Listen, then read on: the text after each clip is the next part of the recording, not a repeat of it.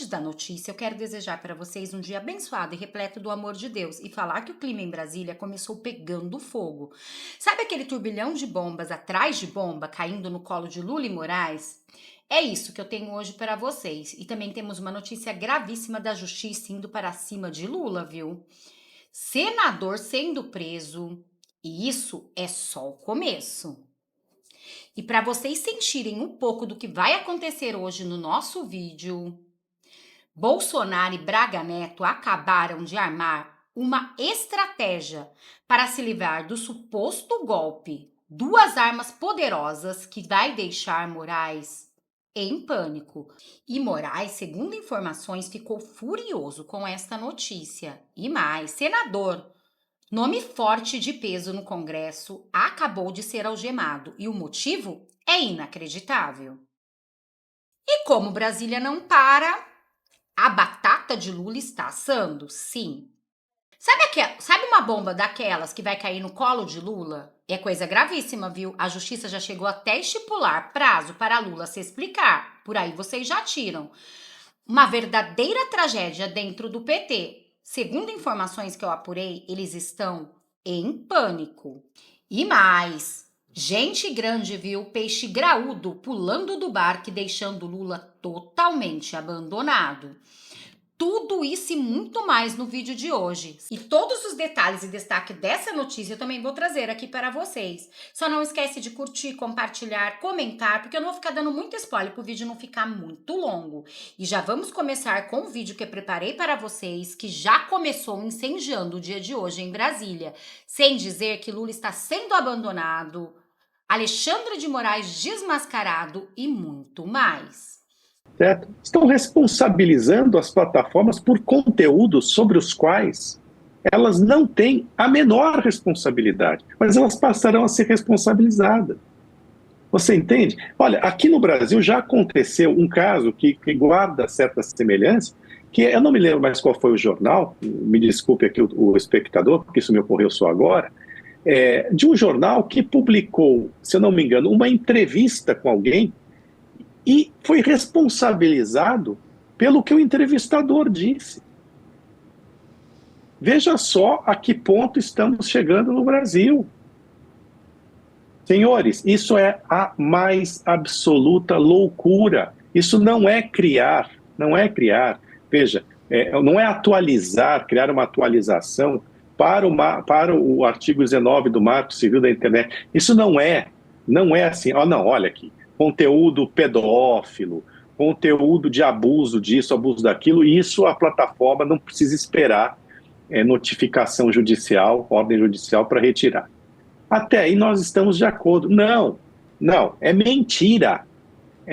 O golpe, né? Golpes financeiros, né? Como algumas emissoras andaram elencando, né? Isso é mentira que o STF está se debruçando apenas sobre esses casos.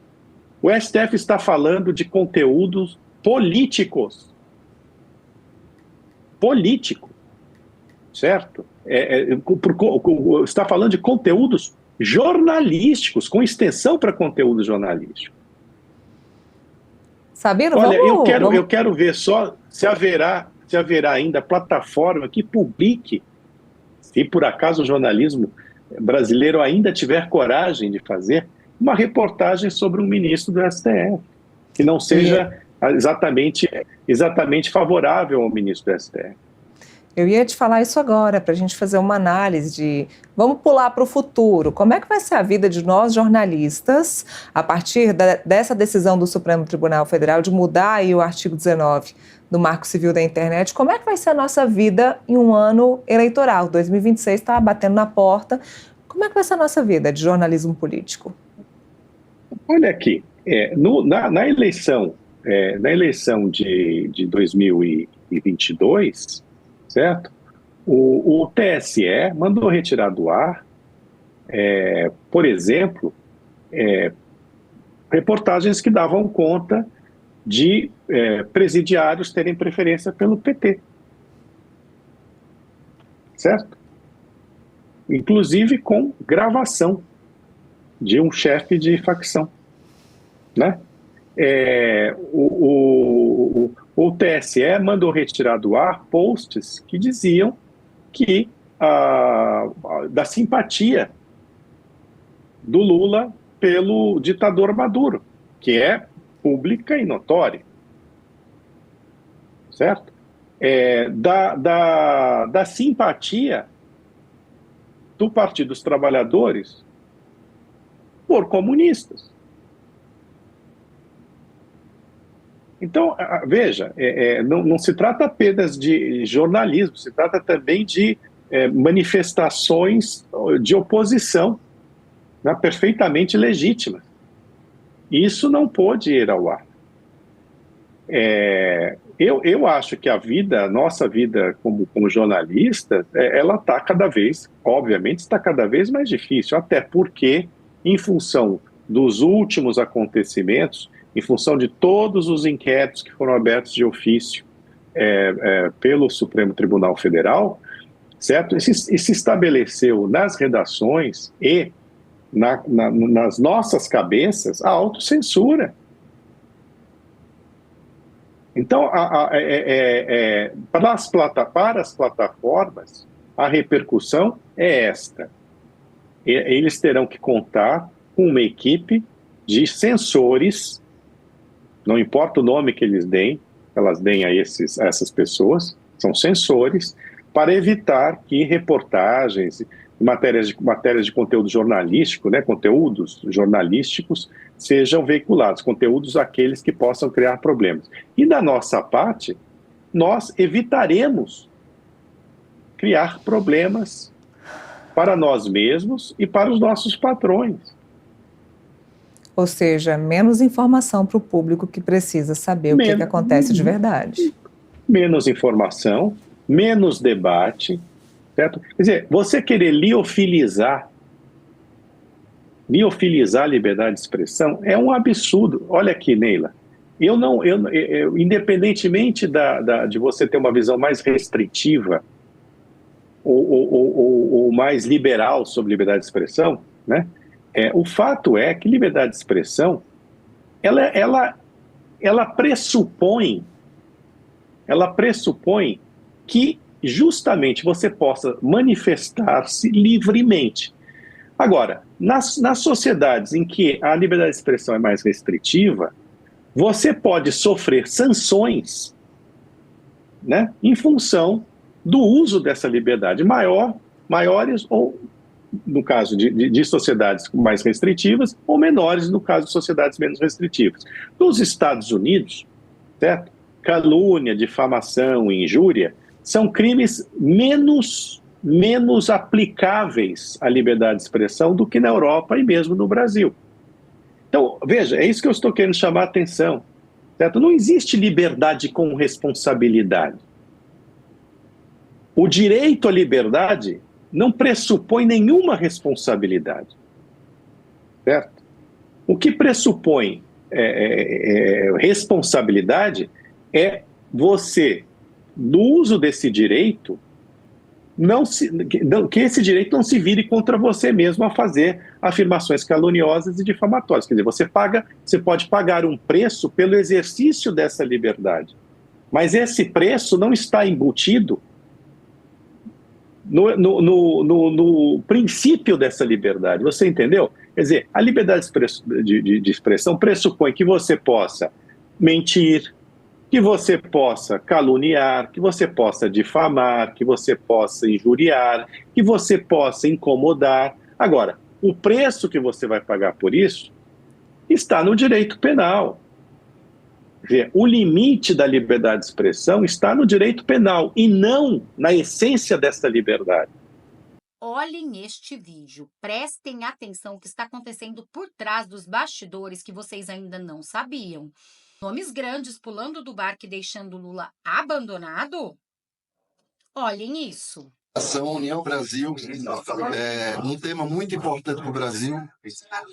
Todo o nosso conjunto de parlamentares, senadores, executiva do PP, executiva da União, eu vou fazer esse anúncio que a gente, com muito cuidado, elaborou. Em seguida, a gente vai abrir a palavra a vocês, vou abrir ao Ciro, para ele fazer uma fala, e em seguida a imprensa. Contas públicas não é só criar impostos, é cortar desperdícios urgentes. A escalada de desequilíbrio fiscal criada pelo atual governo entrou numa rota sem saída. A cada novo rumo do orçamento, o governo sobrecarrega a sociedade e os que mais produzem com impostos. Depois gasta mais e volta com mais impostos. E esse ciclo de taxação sem fim só aumenta e o Brasil real só perde. Ninguém ganha com um governo pesado, oneroso e pantagruélico. Só perde. Que é incapaz de oferecer serviços mínimos que a sociedade espera e que, ao mesmo tempo, custa cada vez mais e entrega cada vez menos ao cidadão. Taxar não pode e não será nunca a saída. É preciso cortar despesas. Ao invés de ostentar luxos sustentados pelo combalido bolso dos brasileiros, o governo deveria ser o primeiro a dar exemplo de austeridade. Nosso percentual de arrecadação em relação ao PIB supera a média do G7. As maiores economias do mundo arrecadam menos e oferecem muito mais em seu custo. Se o governo não assumir sua parte e apresentar propostas reais de enxugar essa máquina pesada e pouco eficiente, nós não vamos aceitar entregar essas contas ao brasileiro.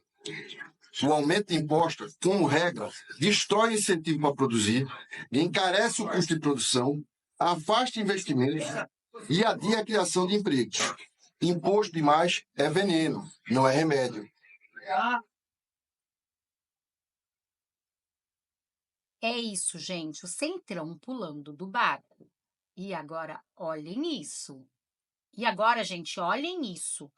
Marcel Van Hatten trouxe vídeos importantíssimos desmascarando o ministro Alexandre de Moraes. Só assistam. Uma coisa, e poucos anos depois, fizesse exatamente o oposto daquilo que ele mesmo disse. É hora de desmascarar Alexandre de Moraes. Desde até antes da Constituição do Império de 1824, o sentido usual da imunidade parlamentar processual em relação à prisão é claro. Somente permitir o afastamento do parlamentar do exercício de seu mandato conferido pelo povo em uma única hipótese: prisão em flagrante delito por crime inafiançável. Pois é o que diz a Constituição. Mas esse mesmo ministro de 2017, agora, em 2025, mandou prender preventivamente uma deputada federal sem trânsito em julgado, sem flagrante delito por crime inafiançável, sem respeitar o que diz a Constituição. Desobedeceu o que ele mesmo defendia não faz muito tempo. As imunidades parlamentares não podem realmente ser interpretadas extensivamente, mas não podem ser reduzidas, não podem ser ignoradas, não podem ser desprezadas, não podem ser interpretadas a partir de meras normas ordinárias, invertendo exatamente o que é uma garantia do Estado Democrático de Direito. Alexandre de Moraes dizia isso com convicção. Hoje, faz exatamente o contrário. A mesma imunidade que ele tratava como cláusula essencial para a democracia, ele agora ignora. Pior, ataca e viola, como se nunca tivesse sido escrito uma linha por ele a respeito disso, ou mesmo como se ele nunca tivesse dito uma palavra sobre esse assunto. Como também lembra outro importantíssimo autor norte-americano, Roscoe Pond, não há e não pode haver poder sem limites, nem mesmo o Supremo Tribunal Federal. Nem mesmo o Supremo Tribunal Federal. A democracia não permite que seus agentes disponham de poder absoluto e sejam como os imperadores romanos orientais, isentos das leis. São palavras do próprio ministro Alexandre de Moraes. O que mudou em apenas poucos anos, que não havia mudado antes em milênios, hoje é ele que age como se fosse um imperador romano, como se nada pudesse limitá-lo, nem a Constituição, nem o parlamento. E Alexandre de Moraes ainda se diverte com a adulação dos pares e também da esquerda brasileira. Repito, o que foi que de fato mudou nesse período? esse perigo de confundir a interpretação constitucional, o ativismo judicial, com a inventividade ou o poder de apreciação, ou a própria criação de legislação por parte do Poder Judiciário, já fora alertado lá atrás, alertado por John Locke, quando afirmou que quem coloca a sua própria vontade no lugar das leis, que são a vontade da sociedade expressa pelo Legislativo, acaba por alterar o Legislativo. E todo aquele que introduzir novas leis sem ter sido autorizado pela escolha fundamental da sociedade e dessa maneira subverte as antigas leis, renega e derruba o poder pela qual foram elaboradas e desse modo acaba por estabelecer um novo poder legislativo. E o que Moraes e seus pares do Supremo fazem hoje? Ativismo judicial. Usurpação das funções do Poder Legislativo. Moraes e seus colegas no Supremo Tribunal Federal substituem em decisões monocráticas e colegiadas todos os dias, com a tinta de suas próprias canetas, o Congresso eleito democraticamente. Alexandre de Moraes criou a sua própria Constituição, regras, punições e censuras. Tudo por vontade própria, contra o que decidiu o Poder Legislativo. Exatamente como Locke alertou. Subvertem as leis a ponto de renegar e derrubar o Poder Legislativo, ferindo de morte a democracia representativa. O objetivo da separação de poderes não é evitar atrito, mas garantir o povo contra a autocracia, no meio de atrito inevitável, isso sim, resultante da distribuição dos poderes governamentais entre 3 departamentos, legislativo, executivo e judiciário. Atritos que costumeiramente ocorrem e por isso cada um dos 3 poderes tem as suas garantias, as suas imunidades. Impedir ainda o Justice Brandeis, impedir a autocracia de qualquer dos poderes, inclusive do Poder Judiciário, possibilita controlar os atos dos que manejam o poder governamental de maneira razoável, não arbitrária, não desarrazoada. E é por isso que há imunidade parlamentar. Justamente por isso, para evitar que o exercício independente do mandato eletivo seja ameaçado, limitado ou até mesmo revogado por outro poder. E hoje, o que faz Alexandre de Moraes? Persegue parlamentares, corta seus salários, Deixa eu ver se tá gravando aqui. impenhoráveis para qualquer cidadão, sem nenhuma base legal. Alexandre de Moraes nega o direito à ampla defesa, a presunção da inocência, não dá acesso aos autos dos processos, como eu mesmo sei, porque também nos casos em que o alvo da perseguição sou eu, não temos acesso integral aos processos. Determina a prisão preventiva de parlamentar em violação explícita ao texto constitucional. O próprio Alexandre de Moraes definiu em 2017 o que é abuso, o que é autocracia do Poder Judiciário, o que é ser arbitrário e desarrazoável. E agora, olhem isso. Você acha que Lula vai se reeleger? Aliás, você acha que Lula vai ser candidato? Olha só, é eu entrar num táxi, entrar num carro de aplicativo, se o motorista for do tipo falador, essa conversa aparece. Palestra. Sou chamado para dar palestra sobre reputação, sobre imagem corporativa, sobre conjuntura nacional. Outro dia eu falava para um grupo de empresários, o tema era imagem corporativa, não tinha nada a ver com Lula. Mas a segunda pergunta foi essa. Você acha que o Lula vai ser candidato? Você acha que ele tem chance de ganhar? O governo passa por um momento ruim nas pesquisas. Você pega as notícias positivas, tipo taxa de desemprego baixa, crescimento econômico razoável. Tem essas notícias, mas elas não são ainda suficientes para compensar o estrago provocado pelas notícias negativas. Crise no INSS, essa roubança que aconteceu na conta dos aposentados e pensionistas, tem a crise do aumento dos impostos, o pacotão do Haddad que o Congresso ameaça derrubar agora já, na semana que começa, tem a crise da segurança pública, que resvala na imagem do governo, e esse momento de crise de imagem pode ser conferido nas pesquisas de opinião. E aí, gente, será que o próprio ministro vai censurá-lo? Bom, a gente sabe que não, né? Mas se ele puder, ele tira esse vídeo do ar. Então, gente, assistam antes que isso aconteça. E também compartilha muito esse vídeo. E agora vejam esta notícia.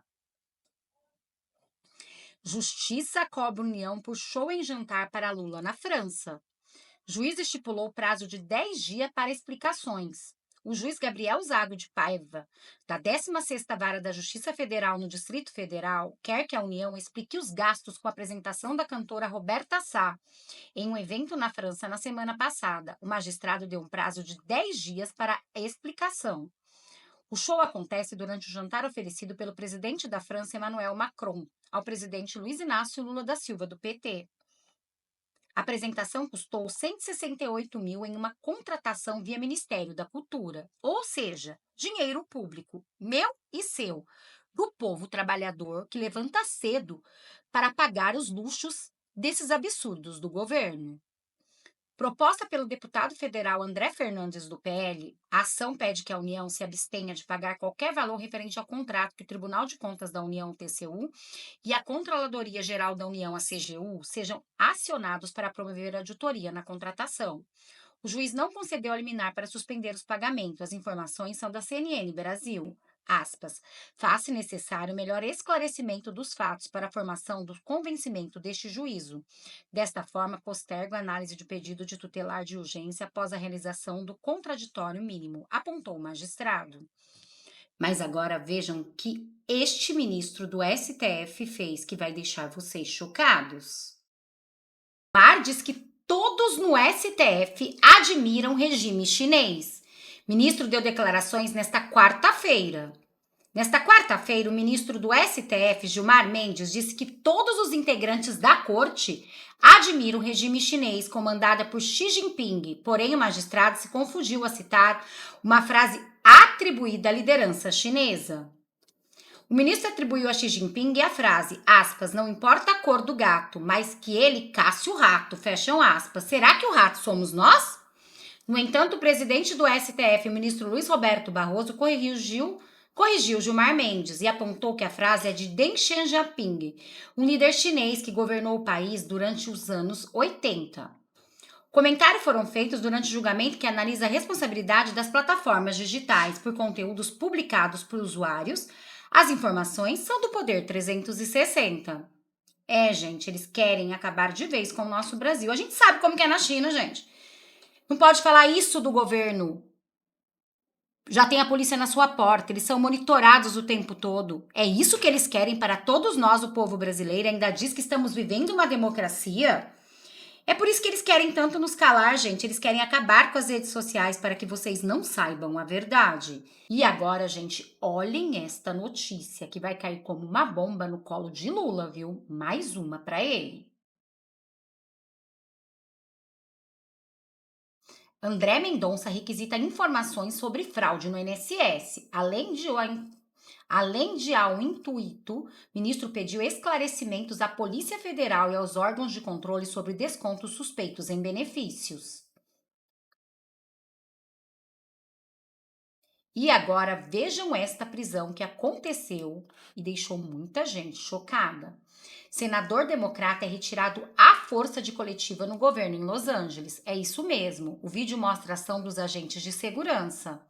O senador democrata dos Estados Unidos, Alex Padilha, foi retirado à força de uma coletiva de imprensa em Los Angeles na quinta-feira. Imobilizado no chão após tentar fazer uma pergunta à secretária de Segurança Interna, Chris Noem. Padilha, o primeiro latino eleitor Senado pela Califórnia, interrompeu Noem enquanto ela fazia declarações na sede do FBI em Los Angeles sobre a resposta do governo aos protestos da cidade contra os órgãos que ele comanda às suas ações de repressão à imigração. O senador estava no prédio federal para uma outra reunião quando soube da coletiva. Padilha foi removido da sala, obrigado a deitar no chão pelas forças de segurança e algemado durante o episódio que se desenrolou rapidamente.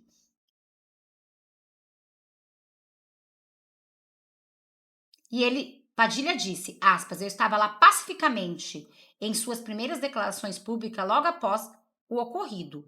Em determinado momento eu tinha uma pergunta, então comecei a perguntar. Fui quase imediatamente retirado à força da sala.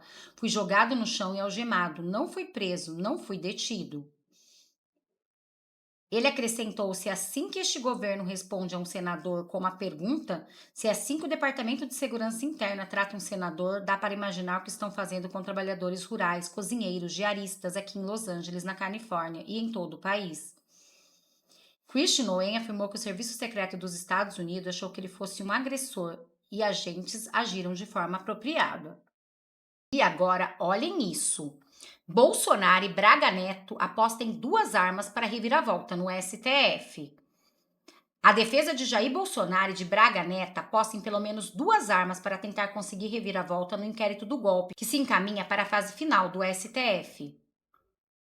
A defesa de Bolsonaro, por exemplo, vem reunindo áudios e prints de supostas conversas de Mauro Cid sobre a delação por meio de perfis de redes sociais da esposa e até de uma das filhas do tenente-coronel. Já a defesa de Braga Neto vai apostar na estratégia de questionar a declaração de Mauro Cid de que o general de reserva teria entregado ao ex-ajudante de ordens dinheiro para manter os acampamentos golpistas.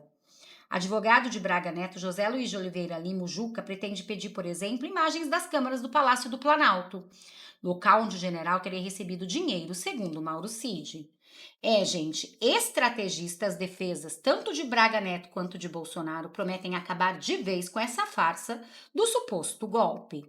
Mas eu gostaria de saber a opinião de vocês.